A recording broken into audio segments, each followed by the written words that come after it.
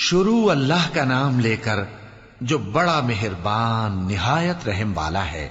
جو لوگ کافر ہیں یعنی اہل کتاب اور مشرک، وہ کفر سے باز رہنے والے نہ تھے یہاں تک کہ ان کے پاس کھلی دلیل آ جائے، یعنی اللہ کا ایک پیغمبر جو پاک اوراق پڑھ کر سناتا ہے جن میں مستحکم آیتیں لکھی ہوئی ہیں، اور اہل کتاب جو فرقوں میں بٹے ہیں تو دلیل واضح کے آنے کے بعد ہی بٹے ہیں، حالانکہ ان کو حکم تو یہی ہوا تھا کہ اللہ کی عبادت کریں، اطاعت کو اسی کے لیے خالص کرتے ہوئے یکسو ہو کر، اور نماز قائم کریں اور زکوٰۃ دیں، اور یہی مضبوط اصولوں والا دین ہے۔ جو لوگ کافر ہیں یعنی اہل کتاب اور مشرک، وہ دوزخ کی آگ میں پڑیں گے اور ہمیشہ اسی میں رہیں گے۔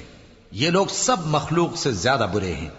بے شک جو لوگ ایمان لائے اور نیک عمل کرتے رہے وہ تمام خلقت سے بہتر ہیں۔ ان کا صلہ ان کے پروردگار کے ہاں ہمیشہ رہنے کے باغ ہیں جن کے نیچے نہریں بہ رہی ہیں، ہمیشہ ہمیشہ ان میں رہیں گے۔ اللہ ان سے خوش اور وہ اس سے خوش۔ یہ صلہ اس کے لیے ہے جو اپنے پروردگار سے ڈرتا ہے۔